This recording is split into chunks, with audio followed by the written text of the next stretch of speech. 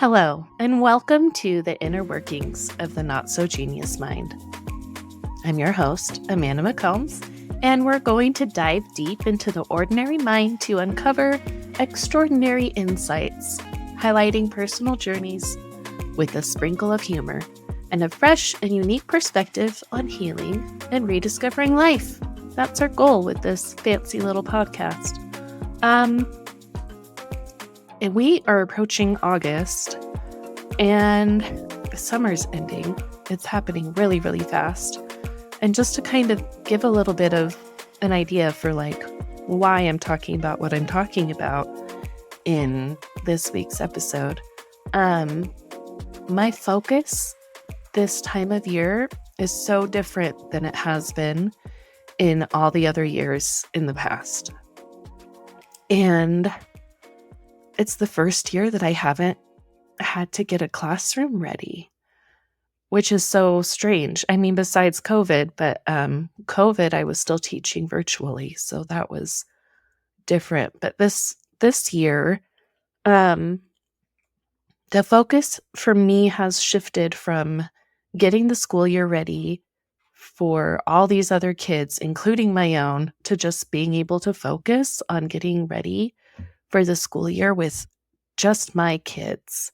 And it is such a huge shift in my head. I didn't think it would be like this big, but don't get me wrong. I don't know. I'm just learning to not be a teacher. I see the beginning of school year stuff go up, and initially I'm like, ooh, no, not yet. Ew, that's gross. Put it away. But I don't have to get ready for my own classroom. And it's just kind of blowing my mind. Normally I would already be at the school and I would be dragging my kids along with me, and I'd be making my room all cute and getting all the supplies and, putting a bunch of my own money into my classroom, getting snacks. Sorry, I have a kitty back here. You stop it. Hey. Again, with the kittens. Whoa. They're about 20 weeks old now, and they're just super playful, but I'm going to try my best to ignore them. So if you can see this behind me in the video, this is actually in the video. This is from my classroom, and this is from my classroom, and this is from my classroom. A lot of the stuff I have in here is from my classroom. So it's just weird. I'm repurposing it. This isn't real wood. Somebody was like, you look like you're in an outhouse. I'm not in an outhouse. Anyway, for the people that can't see, it's my old bulletin board backing. And then the chain up here, sorry, I'm distracted easy. But this chain that's up here, this is actually a teamwork chain. So when my students are working together, they do a really good line. We get compliments from the teacher. We have really great behavior, maybe in music. I'll give them links on the chain, and when the chain hits the floor, they get a whole class reward. And then we were trying to make the chain go all the way around the room, and it didn't make it. But I thought it was a cute background, and the kids are just not kids. The kittens are just kind of destroying it.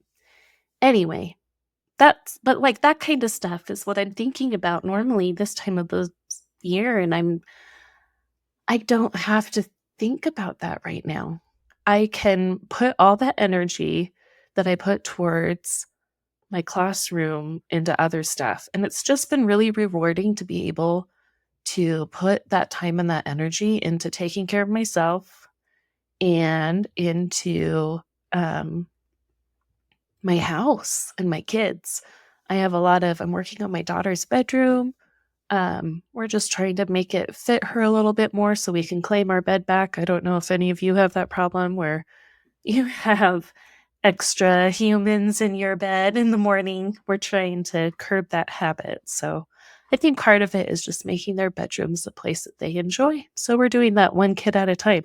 See, and those are kind of things that I would be doing.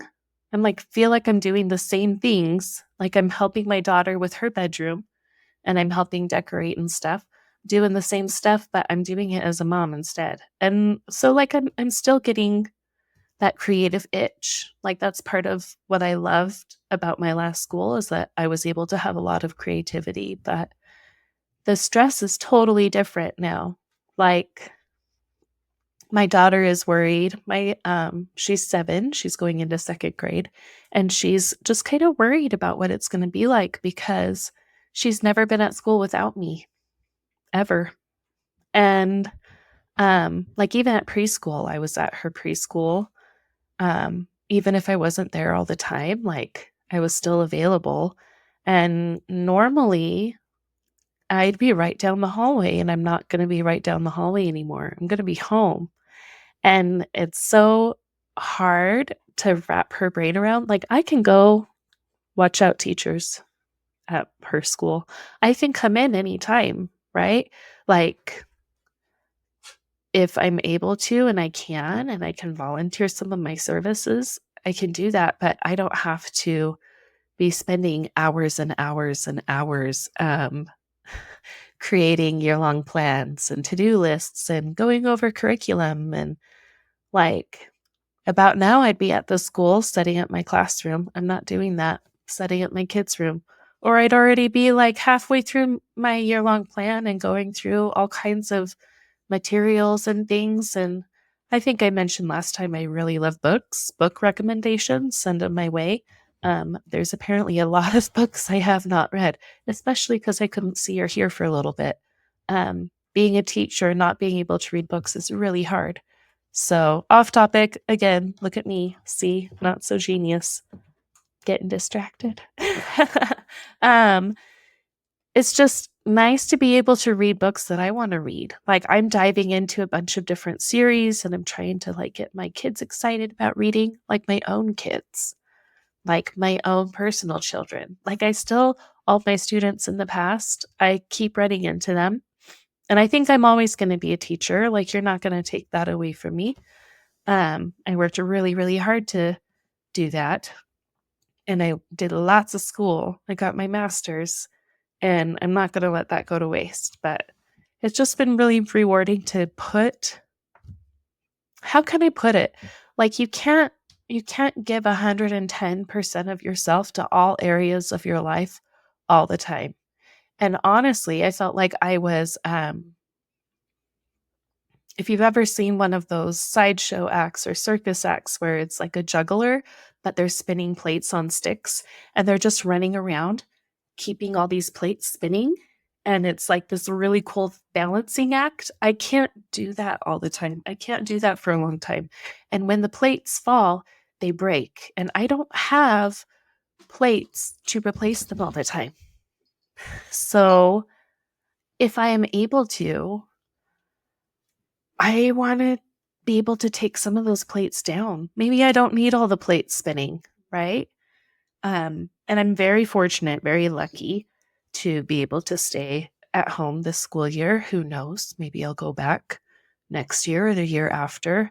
But it's the beginning of the school year is just as scary for the teachers as it is for the students because we have no idea what batch of kids we're going to get until we get right up close to there. And like, who knows what the day-to-day routines are going to be like and what the expectations are and if your curriculum is going to be there and if you're going to have all your supplies and what about getting sick? Like this last year I was sick a lot and I hated leaving my students behind, but really I had to go take care of myself so I could be there for them. And they had great subs. There was maybe like one or two that were kind of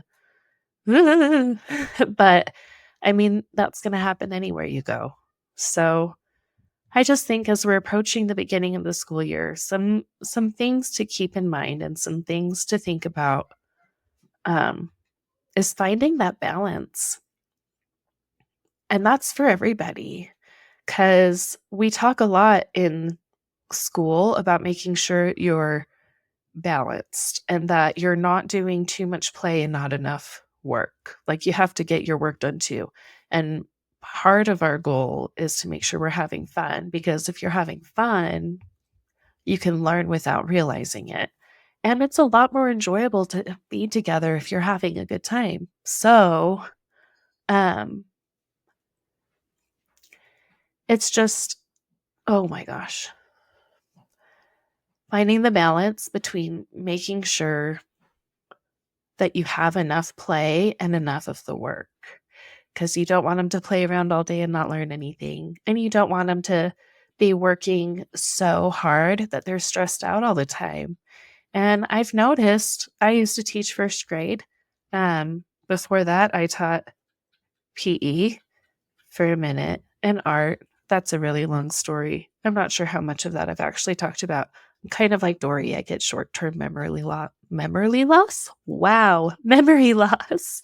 Um, Often. And so bear with me. I appreciate your patience. I have a whole list over here trying to make sure I stay on track. But I think everybody, like I talked about it with my students at the beginning of the school year and all throughout the school years, making sure you have that balance. But when you're a teacher, and I know I talked about this before, um, it's really, really difficult to find that work-life balance, period, as a teacher. Um, Taking time off for doctor's appointments and things like that can be hard to do. And you want to give, and I know so many amazing, wonderful teachers, and they want to give 110% to their job, and they do an amazing job of it, but then they're just exhausted because teachers are hit all different angles all day long. Making a million decisions a minute. And you're not just making decisions for what's best for you, you're making decisions for what's best for your classroom and for your 20 something students and the school environment and just the day to day. Like the year-long plan I've talked about a couple times, it's like your whole scope and sequence for the year, what you're going to talk about when in all of your content areas.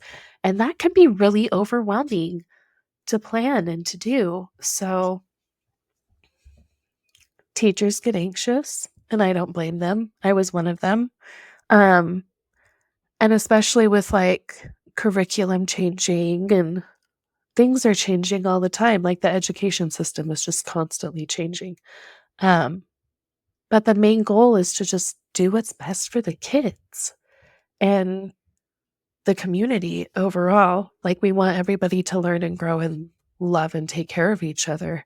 And I think like at the beginning of the school year, I want to make sure that all of my students feel safe and that they feel like they're part of our community and that we're part of a family and we take care of each other. We're all learning and growing, and we're not um because we are all there to learn and grow and we're all working on different things. We shouldn't be ashamed of the things that we're learning. Excuse me, sip of water. Um, because not everybody is going to be good at the same thing. And so being able to work really hard to create that community in my classroom where everybody is there to learn and do their best. And it's not a competition of who can get there first because we're all learning and growing. Oh, this is Alexis. She's one of our favorite fosters. Oh, baby. Good kitty. She's the loudest purr. Um, but I see a lot of anxiety in first grade. Like a lot, not just at the beginning of the school year, just all school year long. So I think creating that community, and that community also needs to happen at home. Being able to create a community where it's okay to learn and it's okay to work hard and do your best, and your best is going to look different every day, and we're all human and we're all people, and being a people is hard. Like I have a cute little book and all the kids got to write down some of their favorite things that I say. One of them was being a people is hard. I think another one was it doesn't have to be perfect, just do your best. um And those were things that we really, really lived by in our classroom, and that we're all family. We all belong here, and we should all take care of each other and treat each other like that. Um, I wish there was a lot less anxiety in our little tiny humans, but we have to meet the kids where they're at. And there's a lot of fear from some teachers I know at the beginning of the school year, mostly because they know that the kids are anxious and they're worried, and there's a lot of uncertain things going on right now.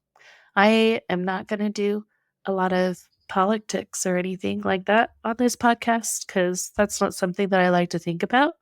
Um, I know a lot of things are on people's minds, and that's, I'm not here to start stuff, but I'm just saying there's a lot of things in politics when it comes to education, and it can be kind of scary. There's a lot of people making decisions for our teachers, which trickles down to our kids. And overall, man, I just want us to take care of each other. And like, there was a lot of drama. I think part of why here we get to some of the inner workings stuff and how things from your past can come up in your life later. I had a lot of drama when I was a teenager, and a lot of it wasn't anything that like I was trying to do. A lot of it was misunderstandings and like me saying I'm being honest and not being believed, which is really, really hard. But at one point, like I lost pretty much all my friends. Um, and it sucked. I pretty much just hung out with my boyfriend and his friends, whoever they were. And I had a very small number of friends that were girls, especially after I left the church, because I don't know. A lot of you don't know me. Maybe you do. Who knows? I have no idea who's listening. Hello, whoever you are. Um, but I was raised LDS, and I don't practice. My records are still in the church, but I don't really practice.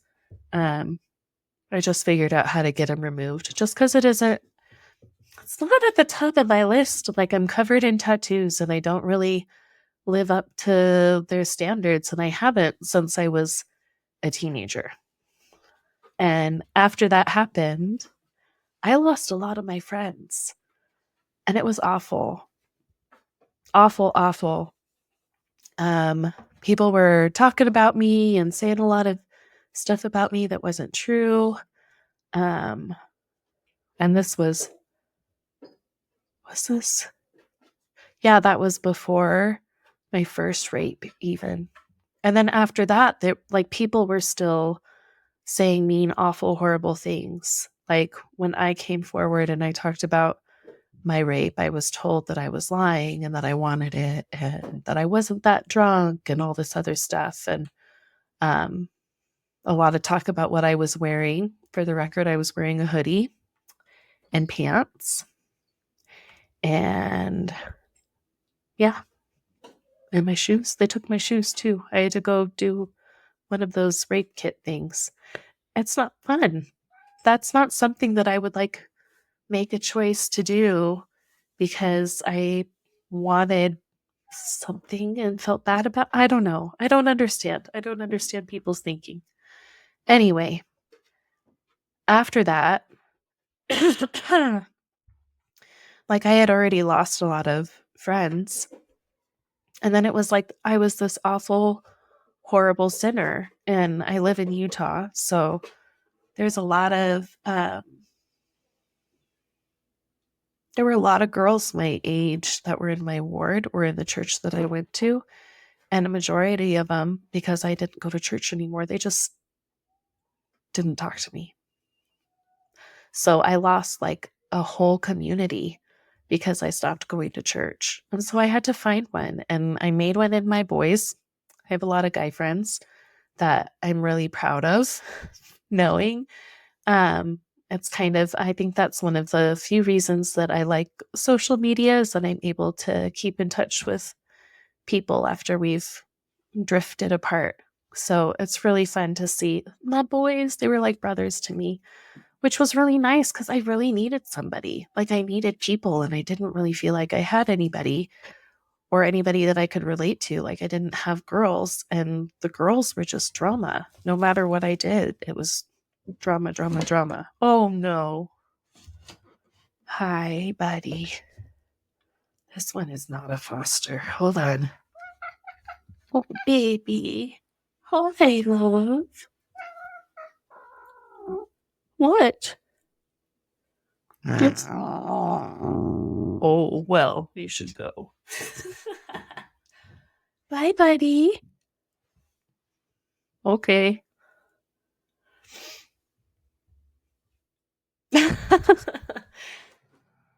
That's spooky. That's my daughter's cat. Anyway, but all that stuff that happened to me really, like back in high school, once upon a time, really made me aware of the community that I create in my classroom and the interactions that my students are having with each other, because I really try to avoid that kind of drama. If my students don't feel safe and if they don't feel like they're part of the community, they're not going to do anything to learn. So a lot of what I did to become the teacher that I was really think about my life and everything that I went through and what parts of it I felt like were good for kids to have and what parts were not. And there was a lot that wasn't. So it's hard to change things. Like change takes time. There was a lot of, and it goes beyond the "you're not invited to my birthday party" drama. It goes beyond that. It's they were in my classroom this last year. They were like getting really catty and making up lies about each other and saying so and so said this about you, or so and so said they don't like you, when they really didn't. So it was just really disappointing to see these kids are like 6 and 7, and that's not the kind of behavior that I want them learning. So we tried to squash it. And we tried to work on a lot of those pro-social skills, like how to make friends and making eye contact and not standing too close to people. And when you talk to somebody, you shouldn't be talking to them like you're in a YouTube video, because you're probably not in a YouTube video, right? Anyway, some random thoughts, internal ramblings of my not so genius mind. If you have made it this far, thank you so much for coming along for the ride. I really, really appreciate it. Let me see. What else was I gonna pull out of here? Ooh, you can find me actually at Not So Genius on Instagram.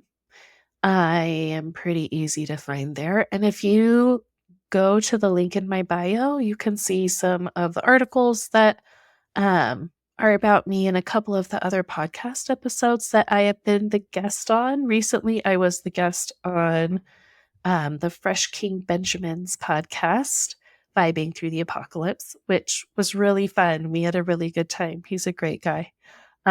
If you have not listened to his podcast, you should check it out. It's part of Ride the Wave Media.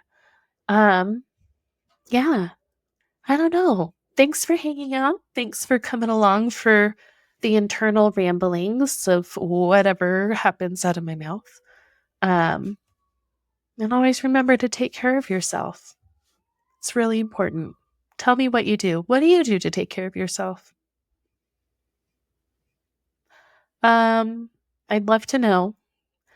And I think it would be really fun to kind of share some of our "these are what I do to take care of myself" tips with each of the episodes. So if you have something that you do that you would like to share that you do to take care of yourself, send it my way. Send it on Instagram, and I would love to share it next time.